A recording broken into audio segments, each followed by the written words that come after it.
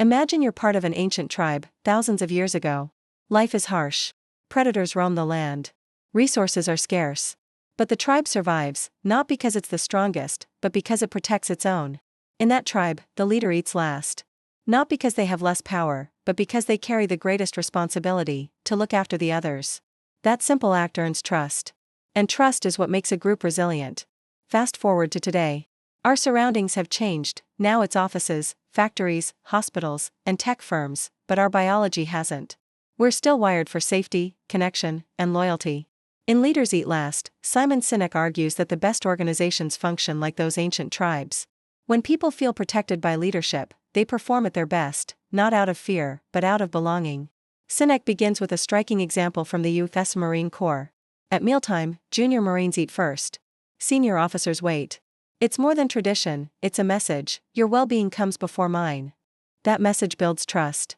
And that trust creates teams that will go to extraordinary lengths for each other. Now contrast that with many modern companies. Layoffs are announced in emails. Employees compete for recognition. Leaders hide behind data, chasing profits while ignoring people. Fear takes over, and when people feel unsafe, they focus only on self-preservation. Trust evaporates. Culture erodes. Productivity plummets. To change that, leaders must create what Sinek calls a circle of safety. In biology, safety triggers cooperation. In companies, it does the same. It's the invisible shield that lets people take risks, speak up, and support one another, without fearing blame, shame, or job loss. But that shield must be built from the top.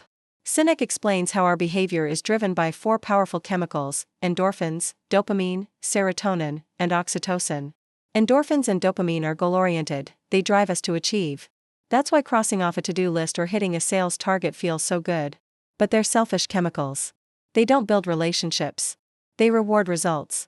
Serotonin and oxytocin, on the other hand, are social chemicals.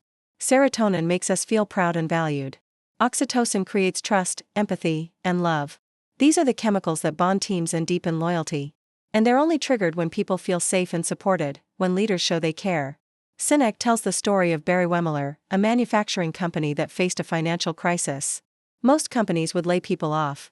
Instead, the CEO implemented furloughs across the board. Everyone took a little unpaid leave so that no one had to lose their job.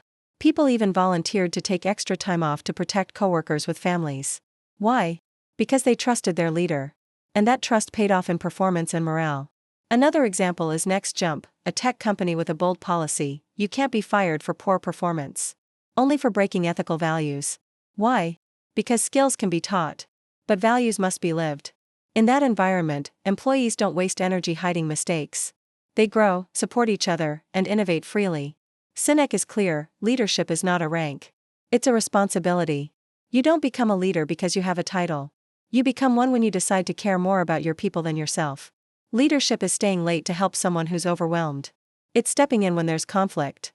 It's admitting mistakes so others feel safe doing the same. He warns of what he calls destructive abundance. When companies become successful, the temptation is to protect the success instead of the people. They start focusing on numbers instead of humans. Profits over people. And the irony? That mindset eventually destroys the very success they were trying to preserve. But the companies that endure are the ones that treat leadership as service. They raise others up. They protect the team. They create cultures where people belong, where they feel they matter. And when people feel that, they give everything they've got, not out of obligation, but out of belief. Leaders Eat Last isn't a guide to management tactics. It's a call to return to what makes us human. We thrive in environments of trust. We're built to serve and be served. When leaders act with empathy and humility, teams grow stronger, more loyal, more courageous. So whether you're a CEO, a teacher, a parent, or a team captain, ask yourself this: are you taking care of your people? Are you expanding the circle of safety? Are you eating last? Because in the end, leadership isn't about status. It's about sacrifice. And that's what earns you the right to lead. If this story resonated with you, give it a like and hit that subscribe button.